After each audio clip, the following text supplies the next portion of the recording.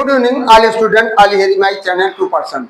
तो सभी श्रोताओं को मेरा शाम का नमस्कार और सभी श्रोताओं से मेरा विनम्र निवेदन है, हमारे चैनल पर आप नए तो चैनल को सब्सक्राइब करना, फॉलो करना, लाइक ना भूलें, जिससे हम आपके फ्यूचर को संभालने के लिए एक से नई नई तकनीक चीज़ें आपको दे सकें जो आपके फ्यूचर को संभाल सकें।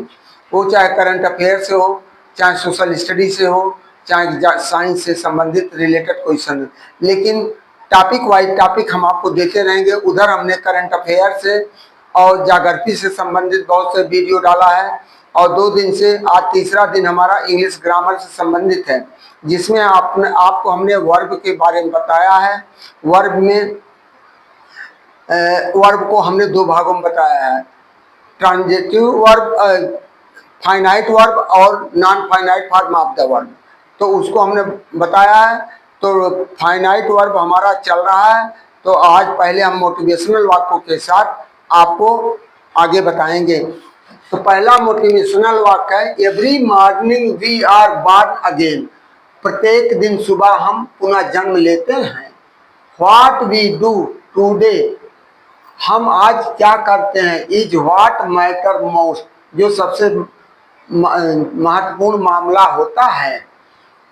दूसरा है, a satisfied life is better than a successful life. एक संतुष्टपूर्ण जीवन सफलतापूर्वक जीवन से अच्छा होता है, क्योंकि because our success is measured by others, क्योंकि हमारी सफलता की तुलना दूसरे लोगों से मापी जाती है। But our satisfaction is measured our own soul, लेकिन हमारे संतुष्टि की मापन स्वयं की आत्मा, मस्तिष्क और हृदय करता है, इसलिए यह बड़ा होता है। कौन बड़ा है? सेटिस्फैक्शन। तीसरा है, one day all the pieces will connect and you will understand that every storm you had to encounter and every mountains you had climbed were lesson to help you become the butterfly। अब हिंदी में है, जो रिश्ते अचानक से आपके दुश्मन बन जाते हैं, जो रिश्ते अचानक आपके दुश्मन बन जाते हैं, वो शुरू से ही आपसे नफरत करते हैं। पता इसलिए देर में चलता है क्योंकि वे अदाकारी और मुनाफिक में महारत रखते हैं। 5वां, उम्र सिर्फ माँ की कोख में बढ़ती है। उम्र सिर्फ माँ की कोख में बढ़ती है, बाकी दुनिया में आने के बाद तो उम्र घटती है। अर्थात माँ के पेट में जब बच्चा जन्म पलना शुरू करता तो ही उम्र उसकी बढ़ती रहती है, लेकिन जैसे वो गर्भ से बाहर निकलता तो उसकी उम्र वहीं से घटना शुरू हो जाती है। अगर एक्सपायरी डेट फिक्स होती तो हर कोई बता देता कितना समय अभी बाकी है, अर्थात मृत्यु होने में कितना समय बाकी है। जैसे कोई भी वस्तु, मेडिसिन वगैरह जो बनती है, खाने की वस्तु बनती है, उस पर एक्सपायरी डेट लिखा रहता है, कितने दिन तक इसका यूज कर सकते, इसके बाद इसका यूज नहीं कर सकते। उसी तरह एक्सपायरी डेट यदि हम मानव के साथ होता तो हम भी अपने को जान जाते कब हमारा मृत्यु होगा।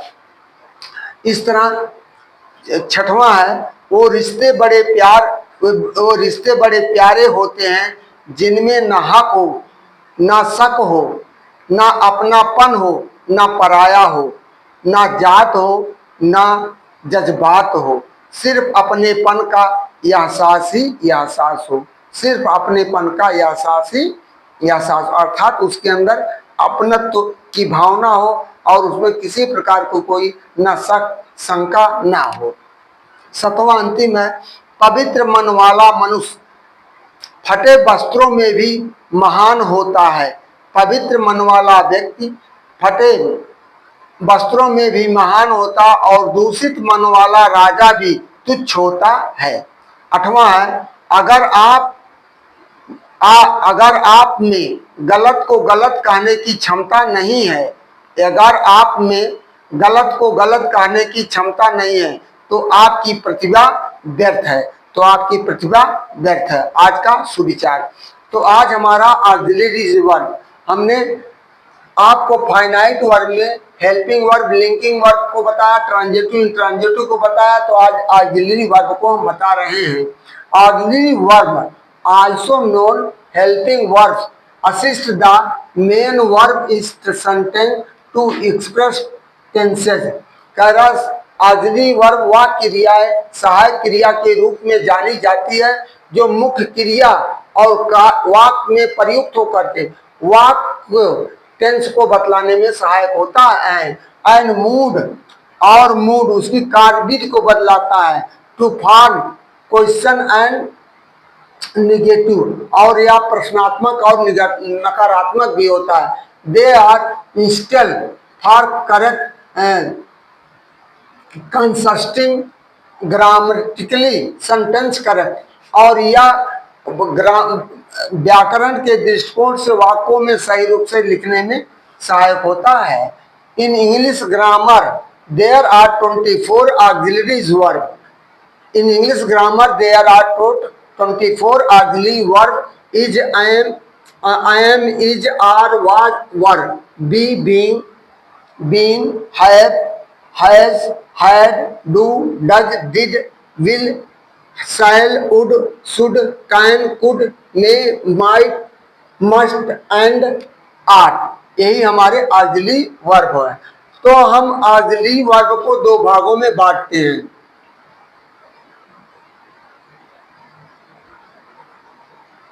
ऑक्सिलरी वर्ब को दो भागों में बांटते हैं। एक हमारा होता है प्राइमरी,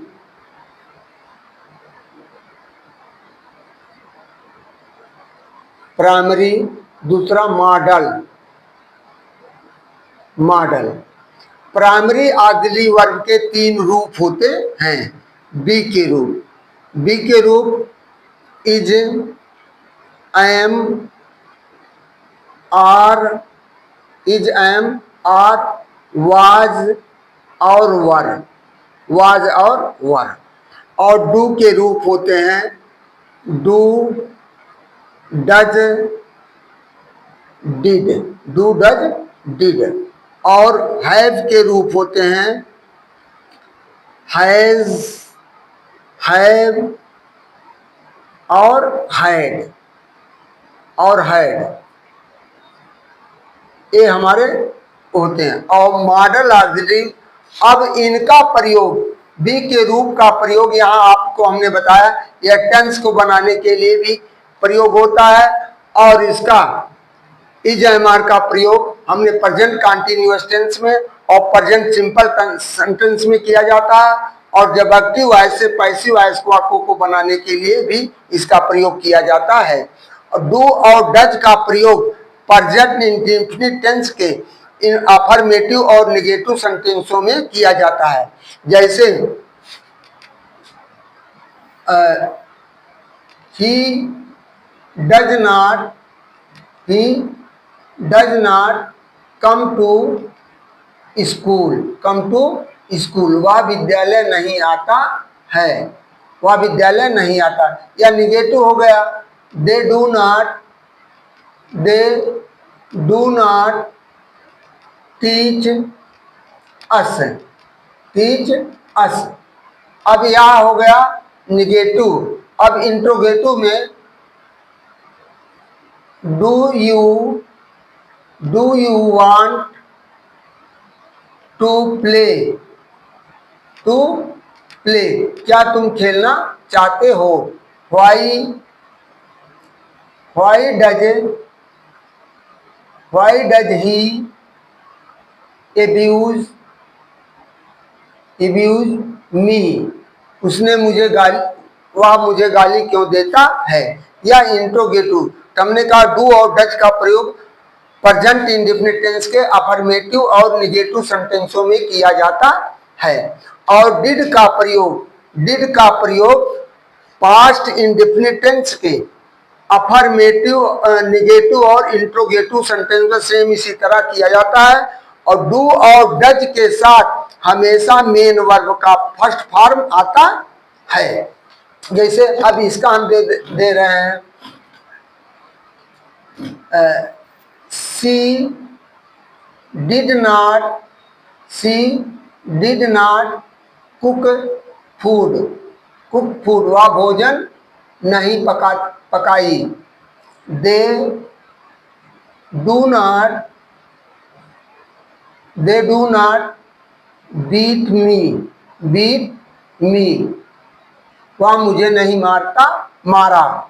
या पास्ट इंडेफिनिट टेंस का है। अब interrogator did C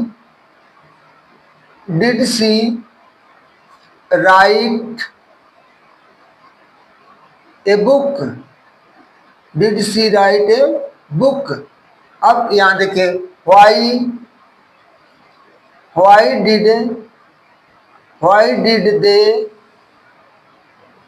did they not come to teach, वो पढ़ाने क्यों नहीं आए। तो इस तरह हमारा या आपको हमने बताया और हैज और हैव का और हैड का प्रयोग।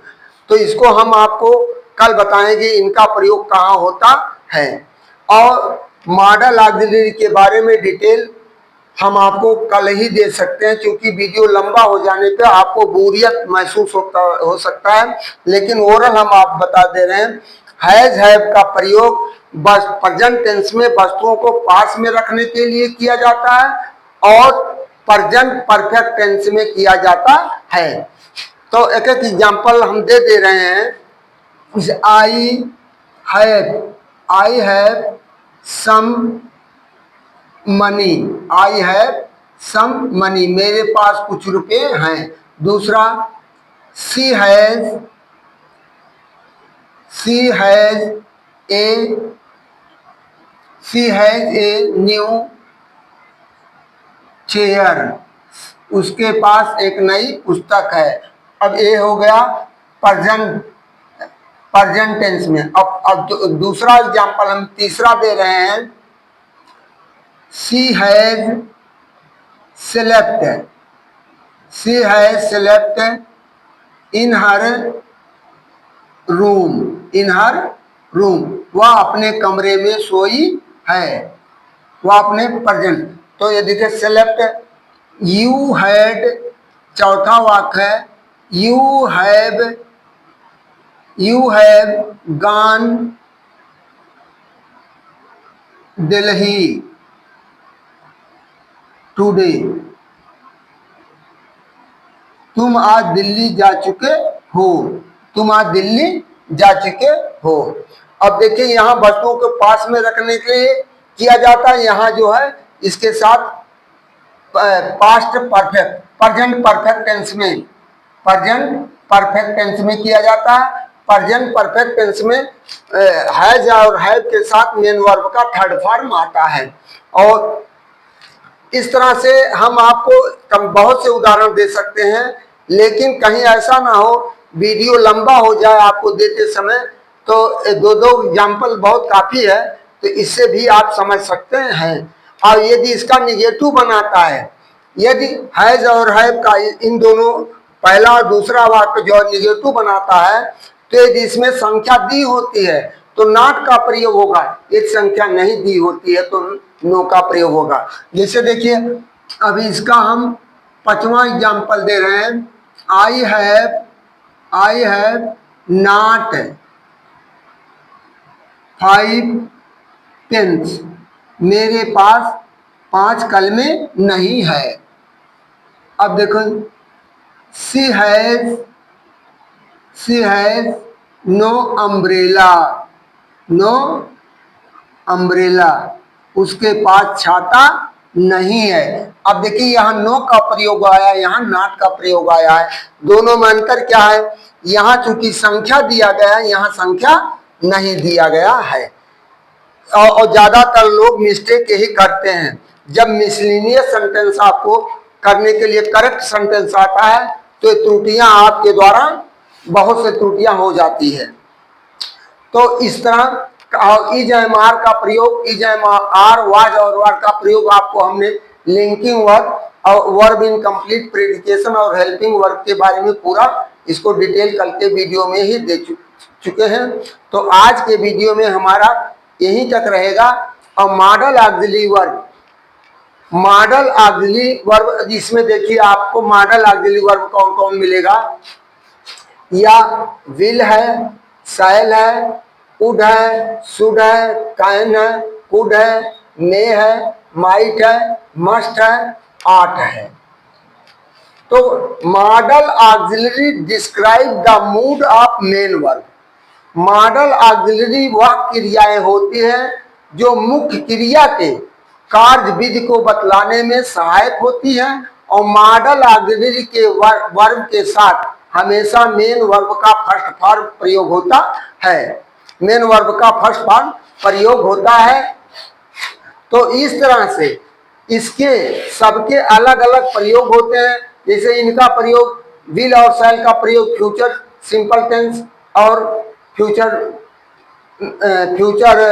इंडेफिनिट टेंस में किया जाता है, और वुड और शुड का प्रयोग पास्ट टेंस में किया जाता है, पास्ट एंड फ्यूचर में किया जाता है। कैन का प्रयोग प्रेजेंट टेंस में किया जाता है, कैन और मे का प्रयोग प्रेजेंट टेंस में किया जाता है। कुड और माइट का प्रयोग या पास्ट टेंस में किया जाता है। मस्ट और आर्ट और शुड, इन तीनों का मतलब होता है चाहिए, लेकिन तीनों चाहिए का मतलब अलग अलग इनके प्रयोग होता है। जैसे जहां जिसका वाक्य चाहेगा उसी के अनुसार डिमांड उसके लिए होगा। तो इन्हीं शब्दों के साथ निवेदन करता हूं कि मेरे चैनल को आप यदि हमारे चैनल पे नए हैं तो चैनल को ज्यादा से ज्यादा सब्सक्राइब करें, वीडियो को लाइक करें, फॉलो करना ना भूलें। तो कल के वीडियो में आपको मॉडल ऑक्सिलरी वर्ब देने के बाद हम फिर आपको करंट अफेयर से संबंधित या विज्ञान से संबंधित, सोशल स्टडी से संबंधित प्रश्न देंगे। लेकिन कल का वीडियो हमारा फिर इंग्लिश ग्रामर से संबंधित ही रहेगा। इन्हीं शब्दों के साथ आपके उज्जवल भविष्य की कामना करते हुए, अपने वाणी को विराम देते हुए आपसे अलविदा, गुड नाइट, थैंक यू कहते हैं।